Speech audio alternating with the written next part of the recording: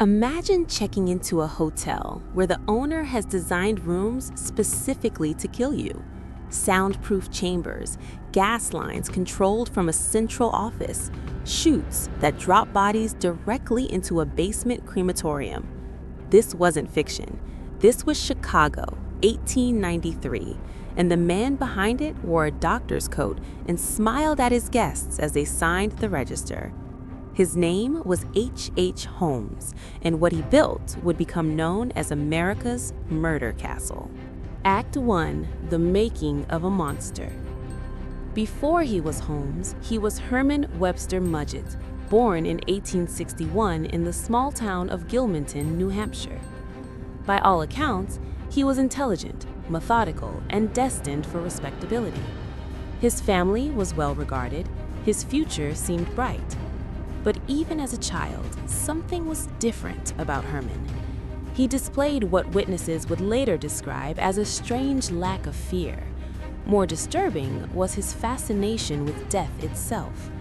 Not the grief of death, not the philosophy of mortality, but death as a mechanism, death as something to study, manipulate, and control. This fascination followed him to the University of Michigan, where he enrolled in medical school. It was there, in the anatomy labs and dissection rooms, that Herman's darker impulses found their outlet. He began stealing cadavers from the university. At first, it seemed like a simple fraud scheme. He would take out life insurance policies on fake identities, steal a body from the medical school, disfigure it beyond recognition, and stage an accident. Then, he'd collect the payout.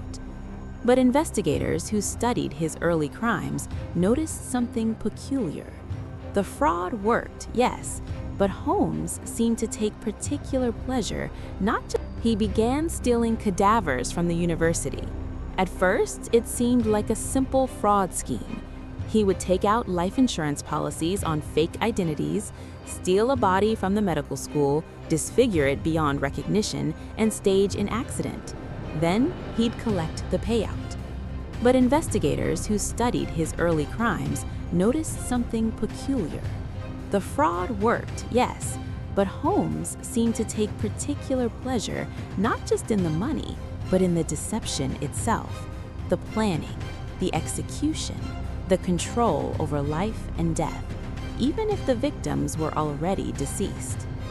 When he left the University of Michigan, Herman Webster Mudgett effectively disappeared. In his place emerged a new identity, Dr. Henry Howard Holmes, charming, ambitious, well-spoken, and utterly without conscience. The transformation was complete.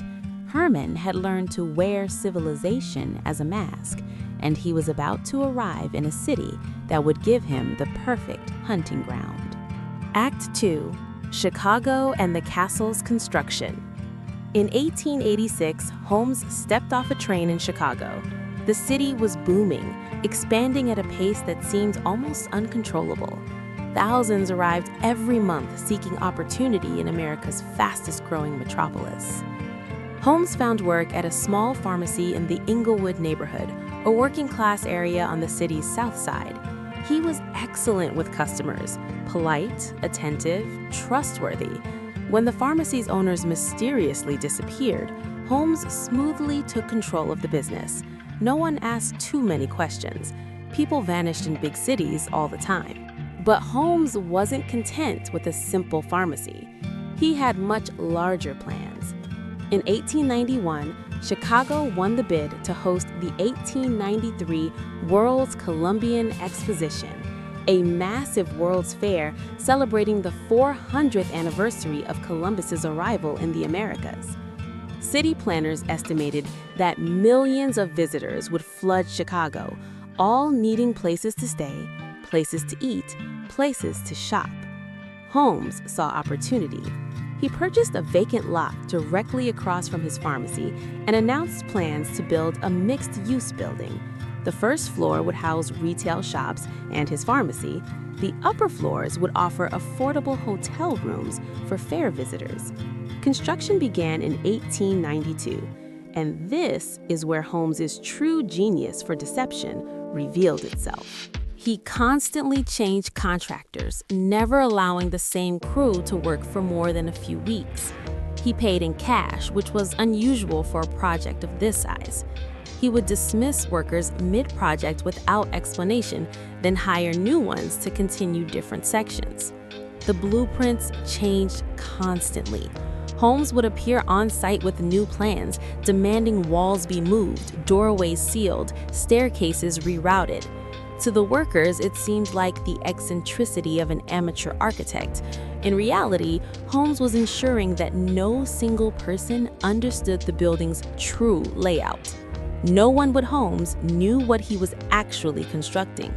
When the building was completed in early 1893, it stood 3 stories tall on the corner of 63rd and Wallace Streets. From the outside, it looked perfectly ordinary, even elegant. The first floor featured large windows displaying pharmacy goods and retail merchandise. The upper floors had dozens of windows, suggesting comfortable guest rooms. But inside, the building defied all logic. Staircases led to brick walls. Hallways ended in dead ends. Doors opened to nothing but a drop to the floor below. Some rooms had no windows at all. Others had doors that locked only from the outside. And then there were the special rooms. Some were soundproofed with thick padding on every surface. Others contained hidden gas lines that Holmes could control from a valve in his office. A few were sealed completely airtight, designed as chambers of slow suffocation. Trapdoors were built into floors, opening to chutes that dropped directly into the basement. In that basement, Holmes had constructed what can only be described as a workshop of death. Dissection tables, large vats filled with acid, a furnace capable of burning hot enough to reduce bone to ash. With his medical training, Holmes knew exactly how to strip flesh from skeleton, how to clean and articulate bones, and where to sell them. Medical schools paid good money for quality skeletons, no questions asked. The World's Fair opened in May 1893, and Chicago transformed overnight. Nearly 27 million visitors passed through the exposition over 6 months. The city's population temporarily doubled. Hotels overflowed. Boarding houses filled to capacity. Holmes's building, which locals had begun calling the Castle due to its imposing presence, advertised affordable rooms for single women and workers. Behind its locked doors, Holmes's true work was about to begin. Act 3. The Hunting Ground. Holmes was a meticulous hunter. He didn't choose his victims randomly. He targeted the vulnerable with surgical precision. Single women, often traveling alone to see the fair or seeking employment in the booming city. Job seekers responding to advertisements Holmes placed for secretarial positions. Young women drawn by his charm, his status as a doctor, his promises of marriage or business partnership. His method was always the same. First, he would seduce them, not necessarily romantically, though often that was part of it. He seduced them with opportunity, with attention, with the promise of a better life. Once they were in his orbit, Holmes would begin the isolation process. He'd suggest they shouldn't worry their families with letters, that they should focus on their new life in Chicago. He'd offer to manage their money, to help them save for the future. In several documented cases, he convinced women to name him as a beneficiary on life insurance policies. Then, when the web was complete, they would simply vanish. When concerned family members wrote letters asking about their daughters, Holmes had explanations ready. She had eloped with a wealthy suitor. She had moved to another city for better employment. She had fallen ill and died peacefully, though the burial had already taken place. The truth was far more horrific. Some victims were locked in the soundproof rooms and left to suffocate. Others were gassed while they slept. Some were poisoned. Holmes experimented with different methods, not out of curiosity about death itself, but about control, about the perfect execution of murder as a system, not an act of passion. After death, the bodies would be dropped through the chutes to the basement. There, Holmes would perform his work. Flesh dissolved in acid, bones cleaned and prepared for sale. Some remains were burned in the furnace until nothing remained but ash. Holmes wasn't killing out of rage or psychological compulsion in the traditional sense. He had industrialized murder. He had turned it into a business model. The insurance fraud, the sale of skeletons, the theft of his victims' possessions, all of it fed into a larger enterprise of death. During the 6 months of the World's Fair, in a city overflowing with transient visitors, a few missing women raised little alarm. The police were overwhelmed. Missing persons reports were filed and forgotten. Behind the castle's neat brick facade, Holmes played the role of respectable businessman by day and predator by night.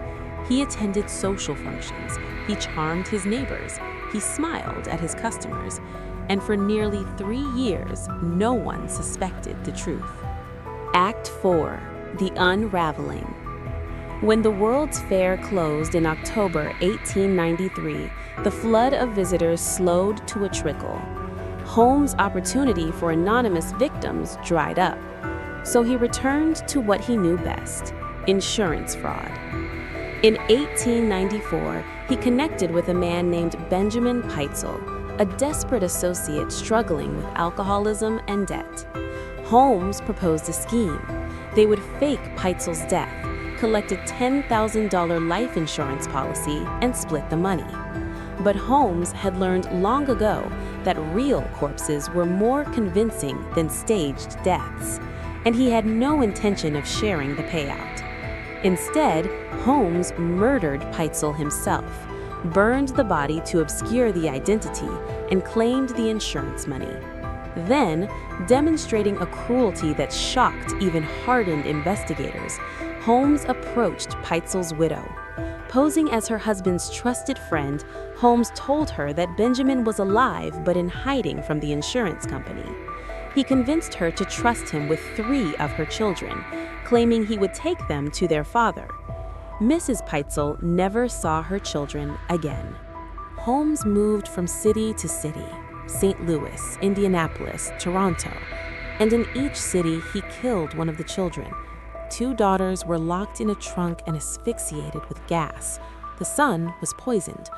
Holmes was eliminating witnesses, tying up loose ends with the same methodical precision he brought to everything. But insurance fraud, unlike murder, left a paper trail. Pinkerton detectives, hired by the insurance company to investigate the suspicious claim, began following Holmes' movements. They tracked him from Philadelphia to St. Louis to Toronto, piecing together a pattern of deception. In November 1894, they arrested Holmes in Boston on fraud charges. At first, it seemed like a simple case of insurance swindling, but as investigators dug deeper into Holmes' past, they discovered references to a building in Chicago, a building people called the Castle, a building where tenants seemed to disappear. Police obtained a warrant and entered the building on 63rd Street. What they found inside defied comprehension. The hidden rooms, the gas lines, the soundproofing, the chutes, and in the basement, the acid vats, the dissection tables, the furnace still containing fragments of bone. The case exploded into national headlines. America's first serial killer had been caught. Act 5.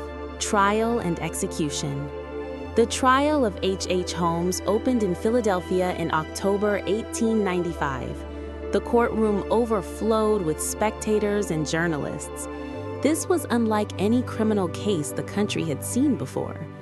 Holmes chose to represent himself for portions of the trial, demonstrating the same charm and intelligence that had fooled so many victims. He cross-examined witnesses with courtesy. He smiled at the jury. He spoke eloquently about his innocence. But the evidence was overwhelming. The remains of Benjamin Peitzel and his children, the testimony of survivors who had escaped the castle, the architectural blueprints revealing the building's deadly purpose. The newspapers called him the devil in human form. Artists sketched him in court, trying to capture whatever darkness lurked behind his pleasant features. The public couldn't reconcile the polite, well-spoken doctor with the monster who had built a killing factory. The jury took less than 3 hours to convict him of murdering Benjamin Peitzel. Before his execution, Holmes gave several interviews. He confessed to 27 murders, though he later retracted and changed the number multiple times. Some historians believe the actual count may have been much higher. Others think he exaggerated to maintain attention and control, even from his prison cell. In one of his final statements, Holmes reportedly said, "I was born with a devil inside me. I could not help the fact that I was a murderer, no more than the poet can help the inspiration to sing." On May 7, 1896, H. Holmes was hanged at Moyamensing Prison in Philadelphia. Witnesses reported that his neck did not break immediately upon the drop. His legs trembled and kicked for over 15 minutes before his body finally went still. The man who had controlled life and death with such precision met his own end slowly, painfully, and publicly. Conclusion: the legacy. The murder castle didn't survive long after its creator's death. In August 1895, while Holmes sat in prison awaiting trial, a fire consumed most of the building. The official cause was never determined. Some called it divine justice. Others suspected arson by those who wanted to bury the secrets that still lingered inside those walls. But America couldn't forget H. Holmes. His case became a watershed moment in criminal psychology. Here was a killer who didn't murder in passion or rage. He planned systematically. He killed methodically. He showed no remorse, no emotional connection to his victims. He was intelligent, articulate, and successful in conventional terms. Holmes proved that the most dangerous predators don't look like monsters. They look like us. They smile like us. They succeed like us. For early criminologists, Holmes became a foundational study in psychopathic behavior. His case influenced the development of criminal profiling, forensic investigation techniques, and our understanding of serial murder. More than a century later, his story continues to fascinate and horrify. Books, films, and documentaries revisit the murder castle, each generation trying to understand how one man could compartmentalize such extreme violence while maintaining a facade of absolute normality. The real building is gone, demolished and paved over. The lot where it stood is now a post office, but the shadow it casts remains. Because H. Holmes' true legacy isn't just the lives he took, it's the uncomfortable truth he revealed, that evil doesn't always announce itself with fangs and claws. Sometimes it wears a doctor's coat. Sometimes it smiles and shakes your hand. Sometimes it offers you exactly what you're looking for. And by the time you realize what's happening, the door has already locked from the outside. H. Holmes built his empire of death during an age obsessed with progress and innovation.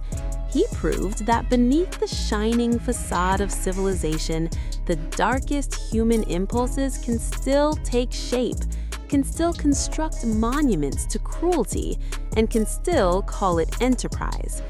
His story remains a warning, not about monsters in the shadows, but about those who walk beside us in broad daylight, wearing the mask of humanity, while harboring something far darker underneath.